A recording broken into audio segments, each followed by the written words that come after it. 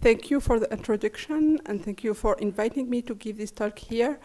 I will extend my talk to PC and velocity MRI in terms of image processing issues. So contrast MRI, MR angiography, as described this morning, can be done with and without contrast and using various sequences, and it can be dealing with several organs such as the head and neck, the aorta and coronaries, as well as peripheral arteries, and I will focus mostly on the thoracic aorta in my talk.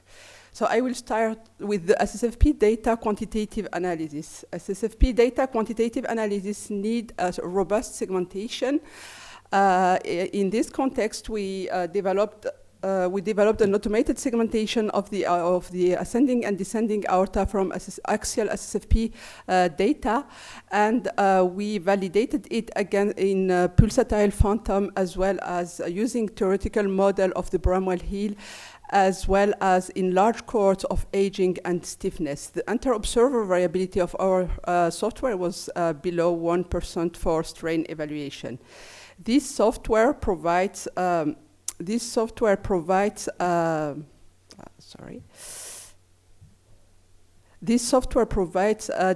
D plus T diameter measurements throughout the cardiac cycle, as well as lumen area variation throughout the cardiac cycle, as well as aortic distensibility, which is a stiffness index calculated as the strain normalized by carotid tonometric pulse pressure.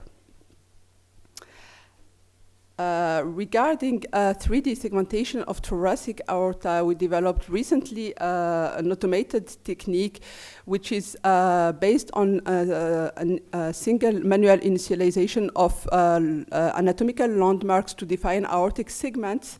Then the skeleton and thresholding are performed, and the central line is roughly detected. And then an active contour segmentation was started with implicit regularization. The segmentation takes around 5 minutes, and it provides aortic segments volumes as well as aortic segments length and maximal diameters.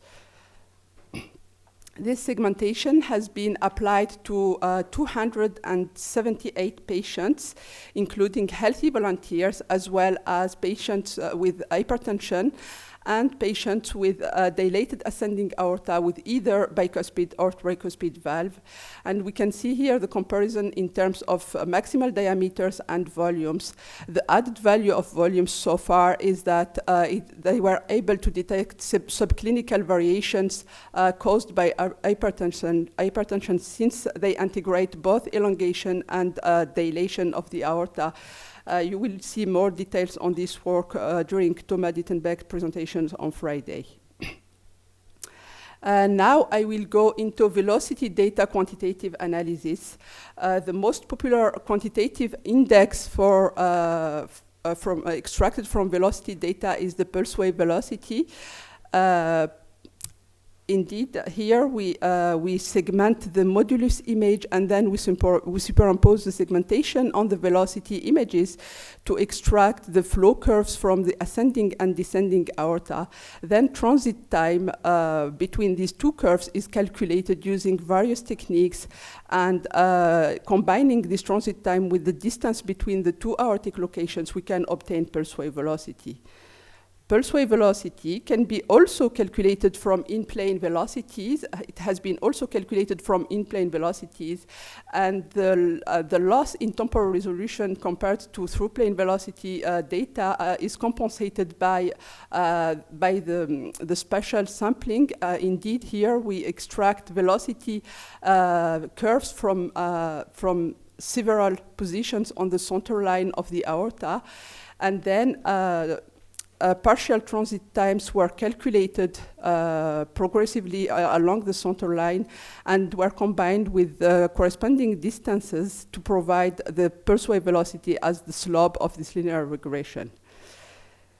More recently, pulse wave velocity, we are able to estimate pulse wave velocity from 4D flow MRI with progression in terms of temporal resolution, as we can see here, and progression in terms of the used methods. Indeed, at the beginning, the 2D-like methods have been used, namely the time-to-foot method, which is which is a little bit hampered by the noise in the low velocities here in the foot of the curve, because the velocities here are far from the encoding velocity. This method was, the pulse wave velocity was then estimated from 4D flow data while taking a full advantage of the anatomical coverage by fitting the systolic upslope here with a plane, providing directly the pulse wave velocity. In a recent methods, we compared different strategies for pulse wave velocity estimation from 4D flow MRI data. So we used here a 2D-like strategy while using two planes with a reasonable distance to enable the estimation of transit time despite the low temporal resolution of this data compared to through plane velocity data. And then we did a 2D-like strategy, which consists in estimating partial transit times along the aortic center line and the corresponding distances, and the linear fitting provides pulse wave velocity. And then we did also the plane fitting approach. For the transit time estimation, we used the cross correlation based on the upslope of the curve to avoid the effect of wave reflection. And then we also tested the frequency domain method, such as the wavelet-based method to calculate the phase offset between the two flow curves, and the Fourier method, which have been shown previously to be less sensitive to lower temporal resolutions. So here are the results in terms of association of the obtained pulse wave velocities with age. So here are the correlation coefficients. And with LVR modeling, we have a slight superiority of the wavelet-based technique as well as of the plane fitting techniques in terms of associations with age as well as associations with LVR modeling, as we can see here. And we provide here in blue the carotid femoral pulse wave velocity as a reference technique for the non-invasive estimation of pulse wave velocity, global pulse wave velocity. Local pulse wave velocity can also be obtained from the Bramwell-Hill theoretical model. It is calculated using the distanceability that I showed before, and it has been correlated with the arch pulse wave velocity. However, its reliability might be questionable in case of dilated aorta, dilated and stiff arteries. So I will invite you to see more in Emily's talk on Friday.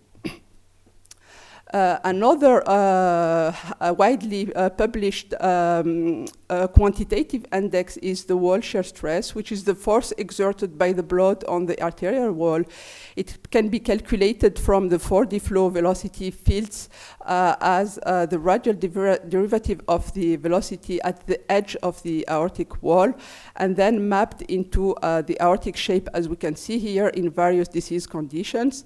And a study by Dr. Barker et al. Showed that the velocity fields obtained from 4D flow MRI data allows more accurate and more reliable estimation of wall shear stress than those estimated from 2D from through plane velocities that lose partially velocities in disorganized flow. These velocity fields can also allow the estimation of pressure maps using Navier-Stokes equations, as well as some processing in terms of propagation from a reference point usually positioned at the level of the aortic valve. So we can obtain the relative pressure mapping along the aorta. These techniques have been tested in several studies on in patients with pathological conditions.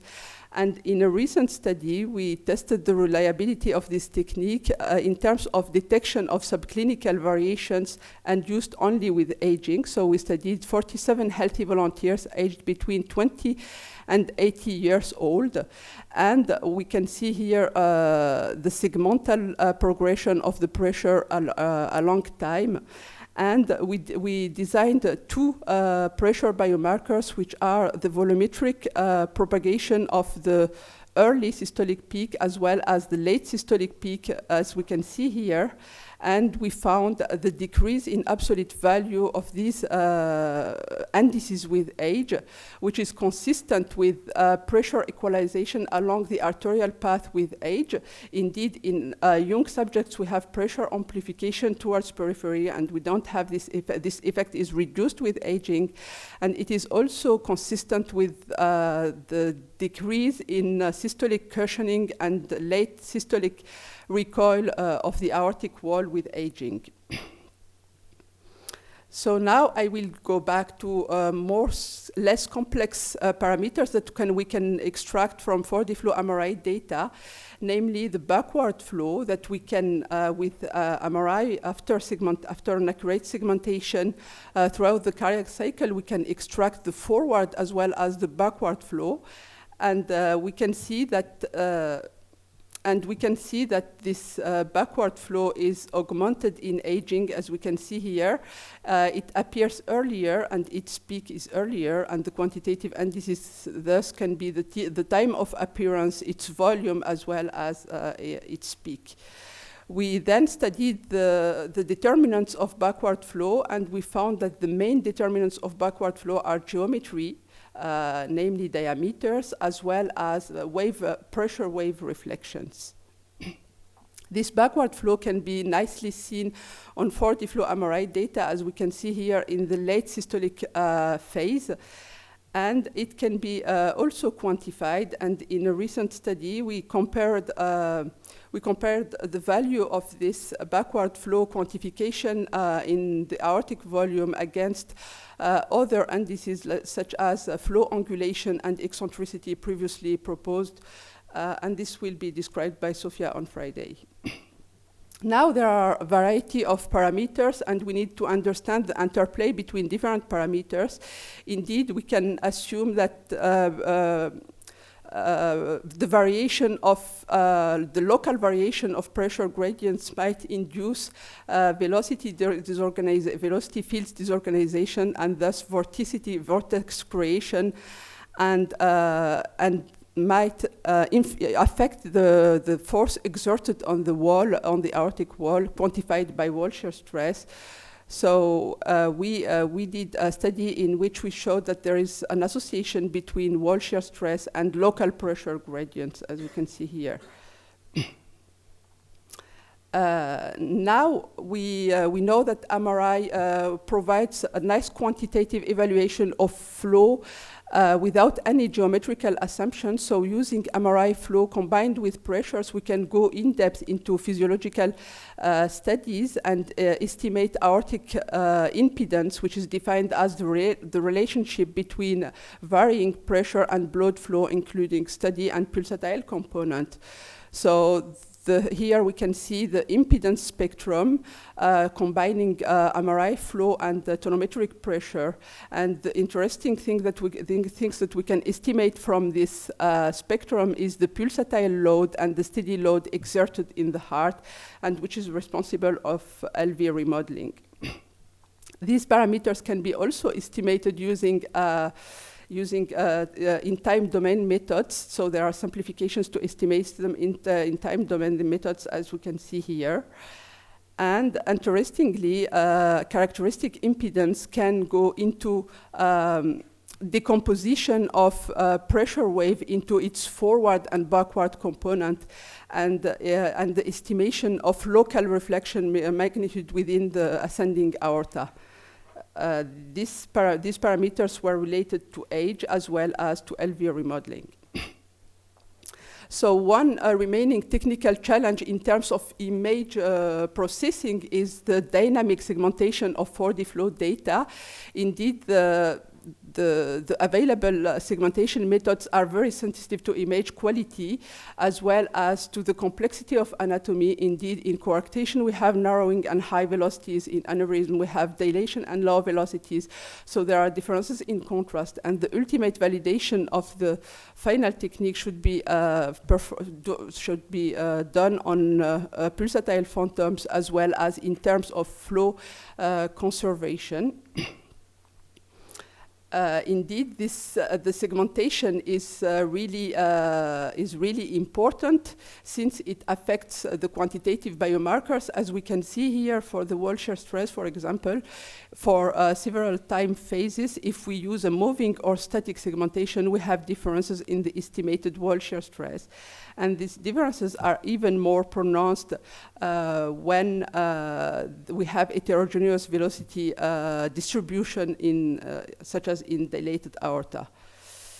Despite the technical challenges in terms of temporal resolution and spatial resolution, we still have very relevant parameters from MRI data. We can see here the distanceability, which nicely decreases with age and which is able to predict mortality and hard cardiovascular events in a large database of the MESA study. And we can see also that we have an elevated wall shear stress in walls with with reduced elastin fibers.